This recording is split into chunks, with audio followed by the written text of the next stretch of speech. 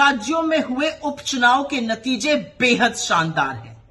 India गठबंधन 13 में से 10 सीटें जीता है, एक पर एक इंडिपेंडेंट की विजय हुई है।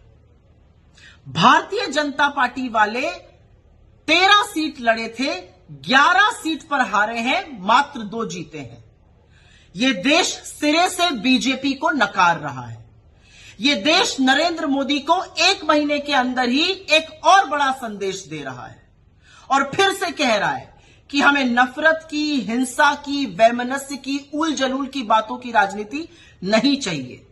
हमें अमन चाहिए, हमें शांति चाहिए, हमें चैन चाहिए, हमें मोहब्बत चाहिए, हमें प्रगति चाहिए। यह देश कह रहा है कि नीट पर चर्चा चाहिए। यह देश कह रहा है कि मणिपुर के घाव पर मरहम चाहिए। यह देश कह रहा है बेरोजगारी और महंगाई से निजात चाहिए। एक संदेश प्रभु ने भी दिया है। पहले अयोध्या हारी बीजेपी और अब बद्रीनाथ धाम हार गई। यही नहीं, बीजेपी अयोध्या, ये सब राम जी से संबंधित जगह हैं। अयोध्या, सीतापुर, बस्ती, प्रयागराज, चित्रकूट, कोप्पल, नासिक, रामटेक, रामेश्वरम सब हारते हुए अब बद्रीनाथ भी हार गई। उत्तराखंड में हम 2 सीट जीते, मंगलौर और बद्रीनाथ धाम की। कहने वाले बीजेपी के कह रहे हैं मंगलौर में मुस्लिम ज्यादा है, बद्रीनाथ में तो 98% हिंदू है। क्या कहिएगा वहां क्यों हार गए?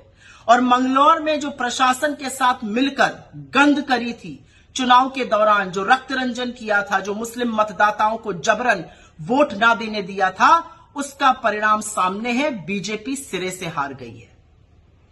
हिमाचल प्रदेश में भी लोगों की हिमाचलियत को ललकार दिया था, जनादेश का असम्मान किया था, सरकार को गिराने का कुत्सित प्रयास किया था। जिन 3 सीटों पर निर्दलियों का इस्तीफा दिलाकर चुनाव कराया गया, उनमें से 2 कांग्रेस ने जीत ली। तो हिमाचल ने भी खड़े होकर कहा कि हमारे जनादेश, हमारे मताधिकार के साथ असम्मान मत कीजिए, हमारी हिमाचलियत को मत ललकारिए। यह देश जाग चुका है। इस देश का हिंदू, इस देश का मुसलमान, इस देश के युवा, महिला, किसान, मजदूर सब जाग चुके हैं और वो एक स्वर में कह रहे हैं कि देश में राजनीति हमारे मुद्दों पर, हमारी चीजों पर होनी चाहिए। और वो एक स्वर में नरेंद्र मोदी की नापाक राजनीति को नकार रहे हैं।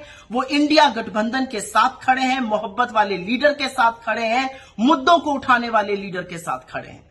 वो राहुल गांधी के साथ खड़े हैं, वो हमारे घटक दलों के साथ खड़े हैं। वो खड़े होकर निष्पक्ष तौर से ये कह रहे हैं कि ये देश मोहब्बत से, शांति से और न्याय से चलेगा, अन्यथा हम सबक जरूर सिखाएंगे।